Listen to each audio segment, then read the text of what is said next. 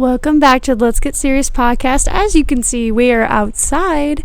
It's a little different today, so thought I'd take it outside.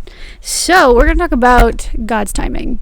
That's kind of what majority of you all gave me as answers. Like when I sent out the little poll on Instagram, you guys were like, well, I want to talk about God's timing. Let's talk about it.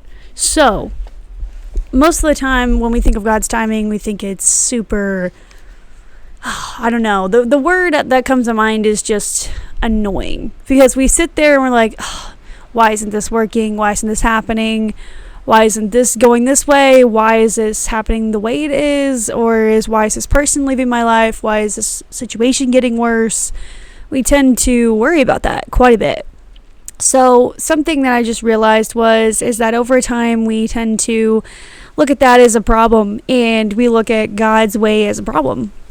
And one thing I could say for me is it's very common to look at God and go, I don't really understand this. This really sucks. And why is this hurting me? Why are you allowing this to hurt me? But he has a purpose for all of that. There is a whole reason. He's not just making something up just to make you feel like crap. That's just not how God rolls. And one thing that just blows my mind more than anything is the fact that we pretend like we know best.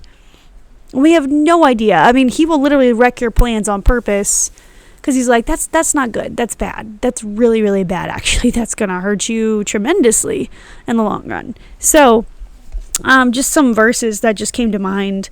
Was Ecclesiastes 3:1, which says, to everything there is a season and every purpose under heaven. Knowing this timing is like really crazy, because I think of that and I'm thinking, yes, he does have a reason and a season for everything, but is it always what we want? No, it is not nearly half the time what we want, because we have to surrender with tears in our eyes and realize we don't have the answers. And because we have chosen to go our route instead of his, of course it's going to hurt more.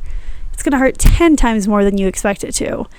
And yet again, we pretend like it's all God's fault, like we throw our fist at the sky like, God, why, and that's something that we tend to do.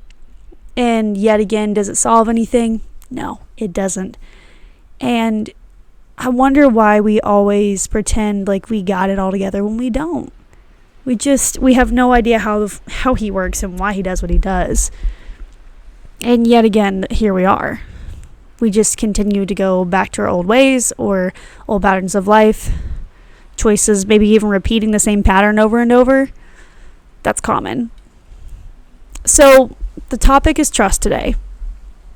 So for trust, what does that look like to you? Trust, does that mean it's super easy for you? Does that look like it's pretty hard? Does it have any other motive behind it other than just...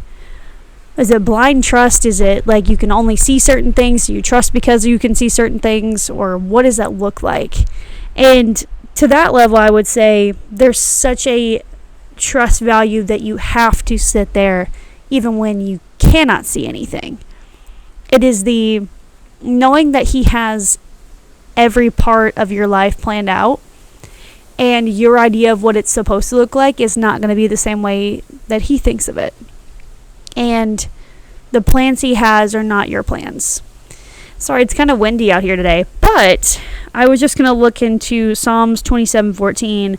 Wait on the Lord and be of good courage, and he will strengthen your heart. And wait, I say, on the Lord. The Lord knows absolutely everything. And we pretend like he's not God and he doesn't know things. I mean, I know there's times where I would sit there and go, God, I don't really think you know. This hurts me. This is not fun. I'm not enjoying this. This is irritating. And yet I would say to you, it is one of those situations where if you don't hand over your ideas of what you think your life is going to be, you're going to wreck your own plans. You can't do that. Like, you can't be in a car. Think of your life as a car, and you can't be sitting in the passenger seat and try to drive the car. You're not the driver.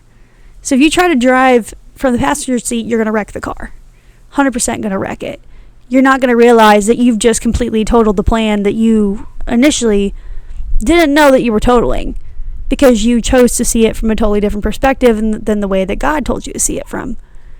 So because of that, there are times where we literally will look at something and pretend like it doesn't like have any merit just because it's this way or that way.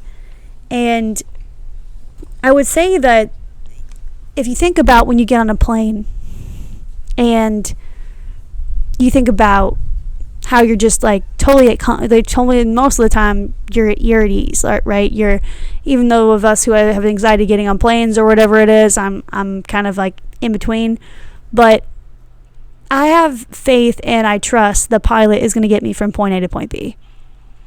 I trust that the guy, whoever is driving the taxi, is going to get me from point A to point B. I trust the chair that I'm sitting on currently right now to hold me up and not let me fall. Why is it so hard to trust God? That is normal to not, but I didn't say it's the best option. It is not good for you not to trust the Lord. He has everything under control. Even when things don't seem like they have a purpose, a plan, or anything, He does. Absolutely does. And there's times where you will chase anything and everything but God because you're impatient. Patience and trusting the Lord is not easy. No, never has ever been easy. But if we don't trust Him, we just completely wreck everything. We don't see how important it is to trust Him. That the ideas of what we got in life are the best for us, when we honestly could have the worst possible idea and go, God, this is amazing, this is great, let's do this. And He's like, no, that's gonna hurt you bad, buddy. That's gonna hurt you real bad, but you have no idea because you think you got it figured out when you don't. And then He'll let you play out your plan sometimes. And then you're sitting there going, God, that really hurt. And He's like, well, I told you. She didn't listen. You don't want to see it from my perspective. And you're wondering, God, why are you so silent? It's because you've shut Him out. You've turned your ears off. You've been like, I don't care. I don't need to know. I don't need to talk to you about it. I don't need to run my plans by you. No. If you do that, you're going to wreck your plans. You're going to wreck the car, and you're not going to see why He did what He did. Sometimes you will not have any reason other than to just trust Him, because it's complete blind faith at that point. Complete blind faith. And I just thought of this. It was like, if you chase your shadow, you'll never catch it. If you chase the sun, it will follow you. And if you chase purpose and pursue purpose, you try to find your purpose in life, try to figure it out by yourself, you're not going to win. You're going to look at that and go, oh, I need to go get that money. I need to go get that job. I need to go get that girl, get that guy, whatever. You will chase something that's not worth your time.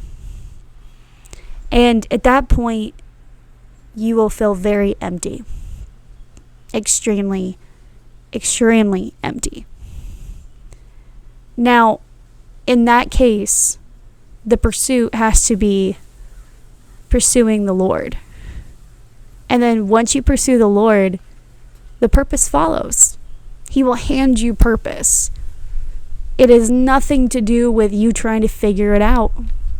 People are going, oh, well, why aren't you at this job yet? Or why aren't you at this school? Why aren't you through school? Why aren't you married? Why aren't you dating someone? Okay, that's other people. Their timeline is not God's. Your idea of what you think you should be doing right now is not. That is what people think. That's what you think. But God never said that. He put you right where He put you on purpose.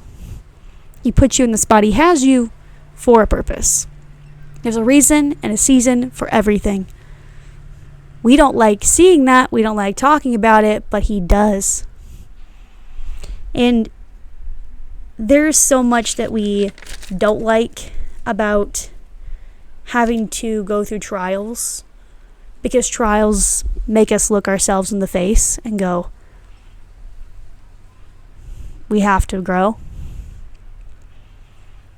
No one likes growing. Growing hurts.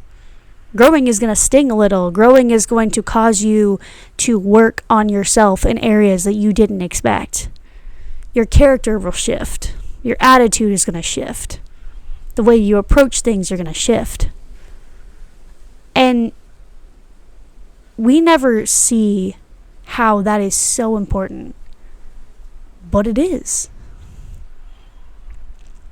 I don't remember what verse this is, but it was at the right time, I, the Lord, will make it happen. So if that means that he has the right timing, he has the right plan, he knows the right detail, he knows exactly the minute, he knows the hour, he knows everything, why would he give it to you sooner? If he gave it to you 1 week sooner, 1 day sooner, 1 hour sooner, you could wreck it. You could ruin it. That's why he doesn't give it to you all at once. That's why there's character development. That's why there's change. There's why you have to see things from a whole different perspective. And sometimes that does not mean it's the way you want it. And sometimes you're kicking and screaming as you're talking to God and you're going, I don't like this. I don't want this. And he goes, yes, but this is going to make you grow and get closer to me. The times where we kick and scream and pretend like we don't like what we are looking at is the time that he wants you to grow the most. Is that easy? No. Do you like it? No. But is it worth it? Yes. I would say that we tend to think that when we lose something through a trial, situation, whatever it is, we look at that and we go, wait, why did I just lose something that was so good? And why was it taken away from me? And God goes, I have better. The better that you don't see, he sees. The perspective that you don't see, he sees. Your perspective has to shift. Your ideas of what you want have to shift. Your desires have to become his desires. Like, you have to want what he wants. You have to go in the way that he wants you to go, not go by what you want. He will shift you in the direction you need to go, not what you want. And there's times where we don't like to really look at ourselves in the face and go, man, I needed that kick in the rear. I don't know about you, but I needed it. Because there's times where I really need the kick in the rear. And I don't even really think that I pay attention to that. But I was like, wow, I really needed the kick in the rear. That was something I did not see coming. And yet again, you gain so much more when you choose to move and it originally wasn't your plan. And yet again, it is one of the hardest things to do. And pursuing Jesus is not a half-time job. It's a full-time job. And that's why, as Christians, we can get on track and get off track so quick. It is not just simply just something that you do and you just naturally have the ability to do. It takes effort. It takes work. It is not simple. The time you put in to go to the gym, the time you put in to go spend time with friends, the time you put in to go watch that TV show, you could put that time in to talk to the Lord, spend time with the Lord, and be with him. That is so hard for us to realize that that is a reality. We push him away. So how do we spend our time? I'm guilty of this all the time. I would say, like, I have moments where I completely just choose to go about my day, be like, oh, I can do this, I can do this, I can do this, and I'm gonna have a great day. And sometimes I'm even doing stuff for church, and I'm still going, oh yeah, this is for me, this is my thing. No, if that is how you think it is, your reward is not in heaven. Your reward is from man at that point. The way you look at things has to be from, I'm going to honor God with what I do. And do I do this perfectly? Absolutely not. There are times where I totally miss the mark, 100%. But there is a comeback time that comes a lot quicker once you recognize what you're doing. You go, God, I'm sorry. I totally just missed the mark on that. I wasn't paying attention. I was not in the right heart posture at all. I didn't have the right heart posture. So how do we focus more on Christ? Set the time up. Set your time up with him. You have to spend time with him. If you don't, you lose everything. You don't pay attention to the fact that that is part of it. You have to spend time with the Lord. Just like you spend time doing anything else, it is part of learning how to create a relationship. If you don't have that relationship with God, how do you think he's ever going to bless you with a relationship that honors him? And you're distracted by someone else too in the middle of all that too. That's not easy. So I would say, how do you persevere in doing something new and something that you're not used to? Maybe this doesn't come naturally to you. I know it doesn't always come naturally to most people to have a bunch of discipline to sit down and listen to the Lord and pray. I would say that takes a lot of effort. But how do you push for that? How do you spend your time with that? What do you do to get closer to him? And how do you make the efforts to do that? And out of our sheer laziness, we tend to not do it. I know for me, I don't. There's times where I'm just like, I don't know. I kind of want to go watch this show instead. God, I love you, but I don't know about that. I don't know if I want to do that. I don't want to spend my time doing that. I don't know if I want to go talk to that person just because you told me to. Sometimes I don't want to do what he says. And I pay for it. I do. I feel closer when I talk to him, and I feel farther away when I don't. So the dedication and the time does matter. So I think that we also forget too that what he takes away, he will restore tenfold. So you have to trust him in that too. It's not just that simple. It's not just that easy. And the amount of grace he gives us, even when we really stepped over the line. He doesn't just give you one chance and, oh no, you're done. That's what I love that God doesn't do, because we are constantly screwing up. Constantly. And yet he still loves us every single moment and says, I forgive you. So to have someone love you that much, pursue you that much, care for you that much, how are you spending your time? What are you focusing on? Are you trying to grow with the Lord, or are you trying to grow yourself?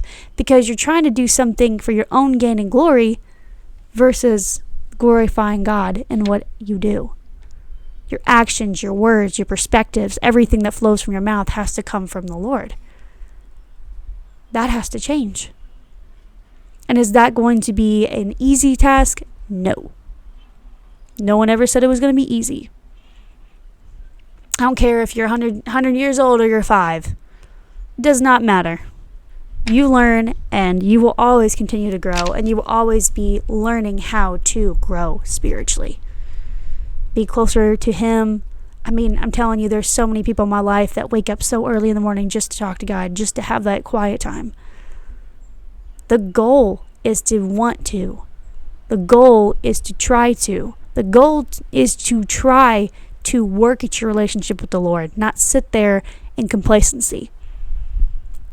This life will pass away, it's temporary. Your relationship with God is eternal.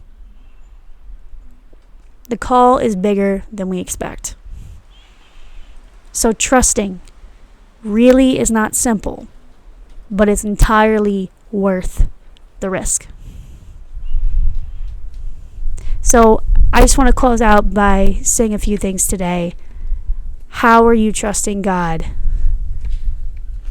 In what ways do you need to shift your perspective? What ways do you need to change?